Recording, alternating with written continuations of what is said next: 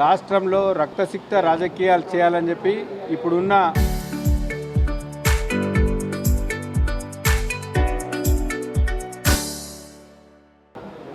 అవగాహన లేని ముఖ్యమంత్రి రేవంత్ రెడ్డి గారు నిన్ననే మీరు చూసిర్రు విలేకరులు ఈ ఎల్నినో పరిస్థితుల దృష్ట్యా మీరు ప్రత్యామ్నాయ చర్యలు చేపట్టినరా అంటే ఎల్నినో పరిస్థితుల దృష్ట్యా ఈ తెలంగాణ రైతాంగానికి పంటలు పండాలంటే వారు సూచించిన సూచన ఏందండి, ప్రతిపక్ష నాయకులైనటువంటి కేసీఆర్ అటు హరీష్ రావు గారి వారి రక్తాన్ని తీసి పంట పొలాలలో చల్లితే పంటలు పండుతాయంటారు.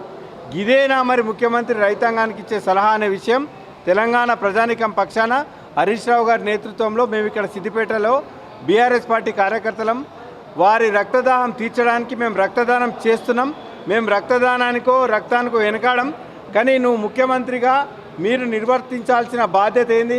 రైతులకు ప్రత్యామ్నాయంగా అక్కడ కన్నెపల్లిలో మనకు పంపులు ఆన్ చేస్తే ఇప్పుడున్న పరిస్థితులలో ప్రతి నీటి చుక్కను చాలా ఒడిసిపట్టి గోదావరి నదిలో ఉన్న నీటిని ఒడిసిపట్టి రానున్న వర్షాకాలం పంటకు వానాకాలం పంటకు రైతులకు ఇబ్బంది లేకుండా చేయమని కోరితే అటు ఈ విషయంగా రిటైర్డ్ ఇంజనీర్లు కూడా ఒక మంచి సూచన చేస్తే వాళ్ళను కూడా బెదిరించుడు దబాయించుడు మిమ్మల్ని జైలు వేస్తామనే రకంగా ఇటు దబాయించే రాజకీయాలు చేస్తున్నారు. కాబట్టి ఈ విషయాన్ని మరి తెలంగాణ రైతాంగం, తెలంగాణ మేధావులు, కవులు, రచయితలు, విద్యార్థులు, నిరుద్యోగులు కూడా ఈ తెలంగాణ రైతుల పట్ల రేవంత్ రెడ్డి గారి నేతృత్వంలోని కాంగ్రెస్ పార్టీ యొక్క వైఖరి ఏందో ఆలోచించాలి.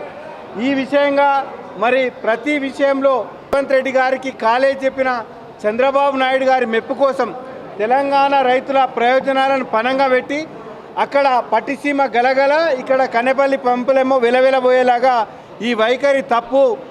నీ రాజకీయ పబ్బం గడుపుకోవడానికి నీకు సూట్ కేసులు మోసుడు బూటు నాకు సంస్కృతి నేర్పిన చంద్రబాబు మెప్పు కోసం తెలంగాణ రైతుల ప్రయోజనాలు పణంగా పెట్టొద్దని, అట్లా పెడితే తెలంగాణ రైతాంగం ఉవ్వెత్తున కేసీఆర్ హరీష్ రావుల నేతృత్వంలో ఎగిసి పడుతుందని చెప్పి కూడా మేము రేవంత్ రెడ్డి గారి ప్రభుత్వాన్ని హెచ్చరిస్తున్నాం. ఈ సందర్భంగా పక్క రాష్ట్ర ముఖ్యమంత్రి చంద్రబాబు గారిని కూడా తెలంగాణ రైతాంగం పక్షాన మేము ఒక విషయం కోరుతున్నాం. మీరు వెంటనే మీ ఆదేశాలు అయితే వెంటనే పాటిస్తాడు రేవంత్ రెడ్డి. కాబట్టి మీరు రేవంత్ రెడ్డి గారికి తక్షణమే ఆదేశాలు ఇచ్చి మీ చేతిలో కీలుబొమ్మ అయినటువంటి రేవంత్ రెడ్డి గారికి ఆదేశాలు ఇచ్చి తద్వారా ఇక్కడ కన్నెపల్లి పంపు ఆన్ చేయమని చెప్పి తెలంగాణ రైతులకు నీళ్ళు ఇవ్వమని చెప్పి చంద్రబాబు గారు వెంటనే రేవంత్ రెడ్డికి కూడా ఆదేశించాలని కూడా తెలియజేస్తున్నాం. ఏది ఏమైనప్పటికీ ఈ రకంగా హింసాత్మకమైనటువంటి హింసను ప్రేరేపించేటటువంటి వ్యాఖ్యలు చేసినటువంటి రాష్ట్ర ముఖ్యమంత్రి గారి పైన డీజీపీ గారు హైకోర్టు కూడా వెంటనే స్పందించి సుమోటోగా స్వీకరించి ఈ రాష్ట్రంలో శాంతి భద్రతలను ఈ సొసైటీలో ఈ హార్మోనీని దెబ్బతీస్తున్నటువంటి ముఖ్యమంత్రి గారు రేవంత్ రెడ్డి గారి వ్యాఖ్యలను డీజీపీ గారు వెంటనే సుమోటోగా పరిగణించి సంబంధిత సెక్షన్ల కింద ముఖ్యమంత్రి గారి మీద కేసు నమోదు చేయాలని కూడా మేము భారత రాష్ట్ర సమితి పార్టీ పక్షాన డిమాండ్ చేస్తున్నాం. చట్టం అందరికీ సమానం. ఎవరైతే శాంతి భద్రతలు కాపాడాలనో వారే రక్తసిక్తమైన వ్యాఖ్యలు, రక్తసిక్త రాజకీయాలు, హింసను ప్రేరేపించే వ్యాఖ్యలు బహిరంగంగా సమాజంలో అందరూ సమాజానికి అభ్యంతరకరంగా ఉండేలాగా కేసీఆర్ గారిపైన, హరీష్ రావు గారిపైన, కేటీఆర్ గారిపైన ఇట్లాంటి హింసాత్మకమైన వ్యాఖ్యలు చేసేందుకు మొదట రేవంత్ రెడ్డి గారు బేషరతుగా తెలంగాణ రైతాంగానికి క్షమాపణలు చెప్పి వెంటనే తన తప్పును గ్రహించి అటు రిటైర్డ్ ఇంజనీర్లు సూచించినట్టు మా ప్రతిపక్ష నాయకుడైనటువంటి హరీష్ రావు గారు సూచించినట్టు కన్నెపల్లి పంపులను వెంటనే ప్రారంభించి ఈ తెలంగాణ రైతాంగానికి సాగునీరు అందించాలని, లేదంటే బీఆర్ఎస్ పార్టీ పక్షంలో మా పక్షాన హరీష్ రావు గారి నేతృత్వంలో రైతులందరినీ సమీకరించి పెద్ద ఎత్తున ఆందోళన చేపడతామని చెప్పి తెలియజేస్తున్నాం. Thank you. జై తెలంగాణ. గారు బంగారు తెలంగాణ చేస్తా అని చెప్పి అనుకుంటే ఈరోజు రేవంత్ రెడ్డి గారు రక్త తెలంగాణ చేసేటువంటి దిశగా ఆయన పరిపాలన కొనసాగుతూ ఉంది. ఇవాళ ఏమంటున్నారు కేసీఆర్ గారు, హరీష్ రావు గారు, కేటీఆర్ గారు ఏమంటున్నారు? రాబోయే కాలంలో ఎలినో ప్రభావంతో ఈ ప్రాంతం అంతా ఓ ఎడారిగా మారే ప్రమాదం ఉందని చెప్పి శాస్త్రవేత్తలు చెప్తా ఉన్నారు. రైతులకు ముఖ్యంగా చాలా ఇబ్బంది వచ్చేటువంటి ప్రమాదం ఉన్నది. వాళ్ళు ఆర్థికంగా చితికిపోయేటువంటి అవకాశం ఉన్నది. పంటలు ఎండిపోయి నానా అవస్థలు పడతారు, ప్రజలు చాలా కష్టాల పాలవుతారు అనేటువంటి ఉద్దేశంతో అందుబాటులో ఉన్నటువంటి నీటిని వాడుకుందాం. కన్నెపల్లి ప్రాజెక్టు ద్వారా నీటి సరఫరాను ఎత్తిపోయడం ద్వారా మరి కాలువల ద్వారా మన దానికి అనుసంధానమైనటువంటి కాళేశ్వరానికి అనుసంధానంగా ఉన్నటువంటి మల్లన్న సాగరు, రంగనాయక సాగరు, మన కొండపోచమ్మ సాగరు, అంతగిరి, ఇటువంటి ఎల్లంపల్లి ఇటువంటి రిజర్వాయర్లను నింపుకొని వాడి కాలువల ద్వారా నీరు అందించాలనేటువంటి ఉద్దేశంతో వాళ్ళు కన్నెపల్లి ద్వారా మరి నీటి ఎత్తిపోతల పథకాన్ని మరి దాన్ని ప్రారంభించాలని చెప్పిండ్రు. అది ఏ విధంగా తప్పవుతుందో రేవంత్ రెడ్డి చెప్పాలి. అది దాని గురించి సాధ్యాసాధ్యాలను పరిశీలించాలి.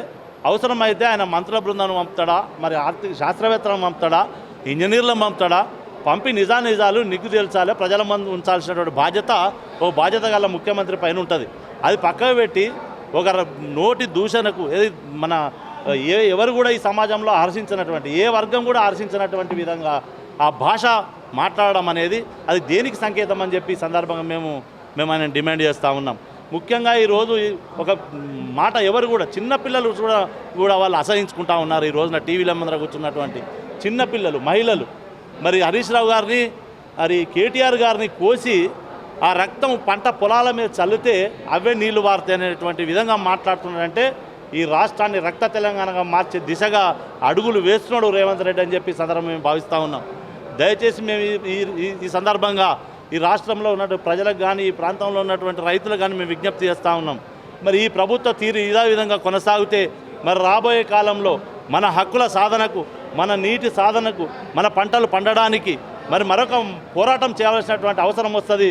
దానికి మళ్ళీ కేసీఆర్ నేతృత్వం వహిస్తాడు, కేటీఆర్ గారు నేతృత్వం వహిస్తారు, హరీష్ రావు గారు నేతృత్వం వహిస్తారని చెప్పి ఈ సందర్భంగా తెలియజేస్తూ ఉన్నాం.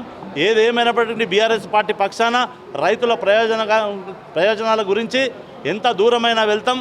వారికి అవసరమైతే మా పార్టీ శ్రేణుల రక్తాన్ని కూడా మేము ఈ ప్రభుత్వానికి ఇవ్వడానికి సిద్ధంగా ఉన్నాం. అందులో భాగంగానే ఈ రోజున మేము ఈ సిద్దిపేట క్యాంప్ కార్యాలయంలో, హరీష్ అన్న కార్యాలయంలో రక్తదాన శిబిరం నిర్వహిస్తూ ఉన్నాం. ఈ రక్తాన్ని మరి రేవంత్ రెడ్డి గారికి బహుమతిగా పంపుతాం.